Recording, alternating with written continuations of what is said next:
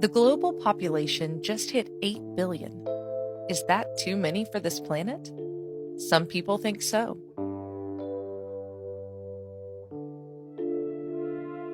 But population growth is associated with increasing resource abundance.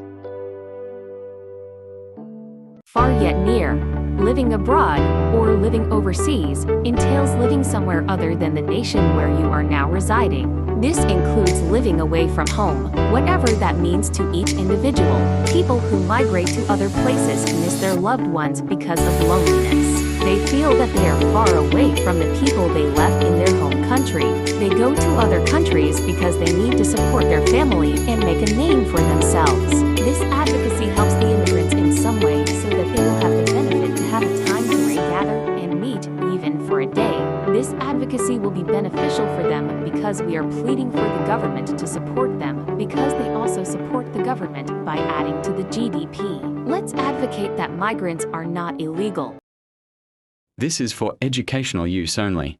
Our group grants permission for our instructor, Mr. Roldan Ardines, to use this as educational material. So, learning objectives. At the end of this chapter, you will be able to explain the theory of demographic transition and how it affects the global population. Differentiate the stages in the demographic transition and its consequences on society. Identify in what stage of demographic transition a country is currently in.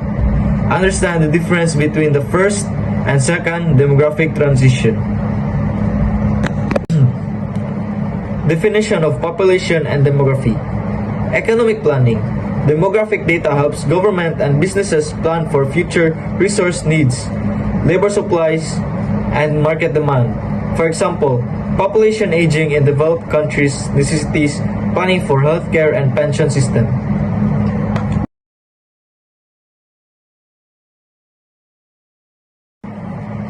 Social policy.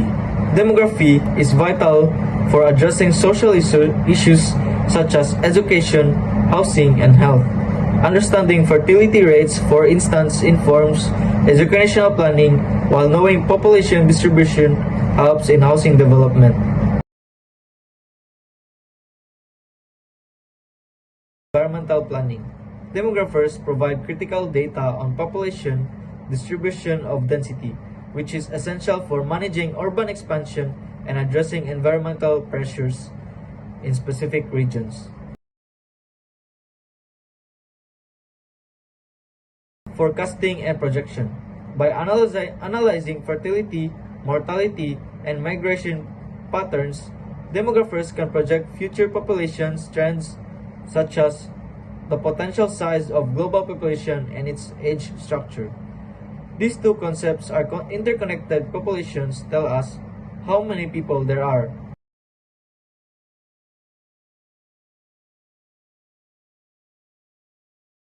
What is population and demography all about? Population and demography are about understanding the fundamental dynamics that shape human societies. It's not just about counting people, it's about explaining why populations grow or decline, how their composition shifts, and the profound consequences of these changes.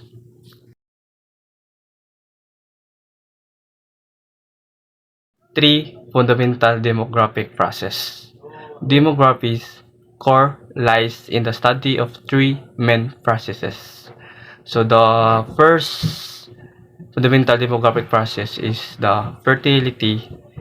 So fertility, the incidence of childbearing in a population measured by rates such as the total of fertility rate or TFR. Factors influencing fertility include socioeconomic status, access to education for women, and family planning services. Second one is the mortality. The mortality is the incidence of death in population measured by rates such as life expectancy and infant mortality.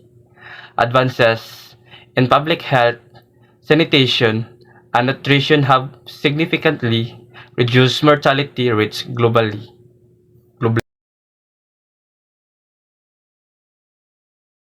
Lastly, migration. The migration is movement of people into immigration and out of immigration. A geographical area, migration, often influenced by economic and political factors, alters population size and composition in both sending and receiving countries.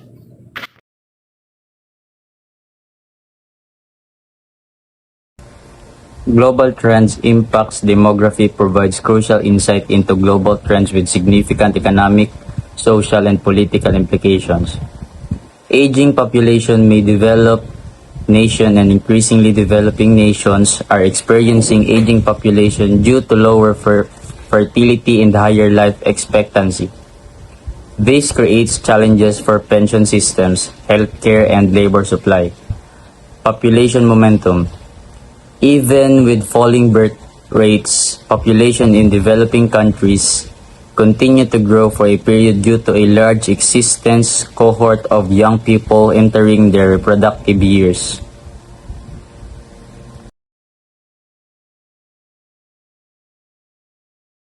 Urbanization. There has been a massive shift from rural to urban areas with significant growth in megacities. This movement is linked to economic shift from agricultural to industrial and service-based economies, creating both opportunities and challenges for infrastructure and social services. Sustainable development. Population. Dynamics are closely linked to sustainable development goals, including resource consumption, climate change, and poverty reduction.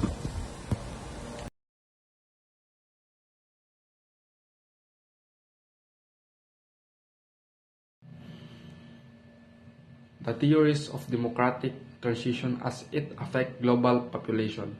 The democratic transition theory explains the shift from high birth and death rate to low birth and death rate as a country develops from pre-industrial to an industrialized economic system. While originally based on observations of Western countries, it provides a general framework for understanding global population patterns. The four stages of democratic transition. First is pre-industrial. High birth rates and high death rates are characteristics of pre-industrial societies with low living standard and poor sanitation and limited access to healthcare. Population growth in minimal often fluctuates with environmental conditions, disease, and food supply. Next is transitional or early expanding.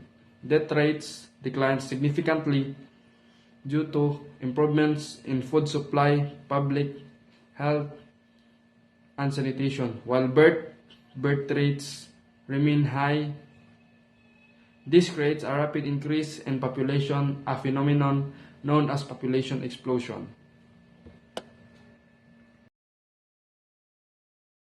Industrial low stationary. Both birth and death rates are low, leading to a stable or very slow population growth. The population size becomes significantly larger than in the pre-industrial stage.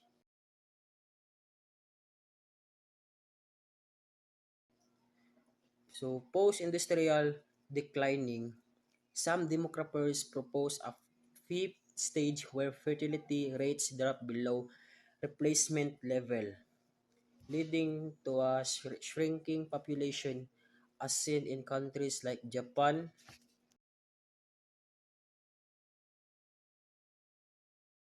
Application to global population. The theory of demographic transition is crucial for understanding global population trends today, but its application is complex and not always uniform. Even progress, while most developed countries have completed the transition, Many developing countries are still in stage 2 or 3, contributing most of the world's population growth.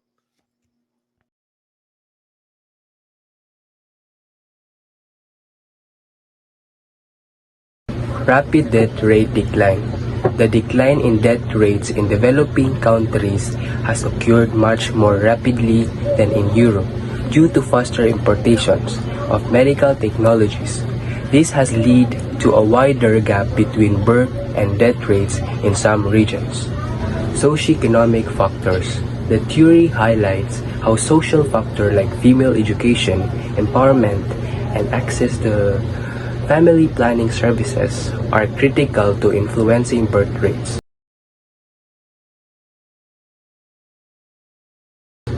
Challenges to the model. The demographic transition model is a idealization, and not all countries follow the same path due to specific social, economic, and political factors. Contemporary challenges like HIV and AIDS have disputed typical mortality pattern in some regions.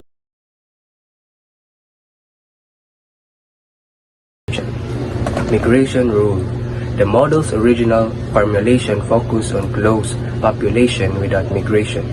However, global migration plays a significant role today, affecting the age, structure, and growth pattern of both sending and receiving countries, especially in stage 5 countries where it can offset population decline.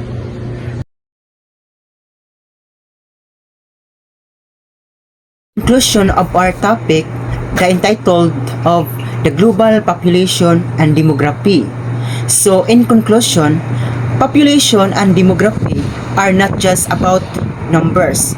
They help us understand how societies grow and change over time.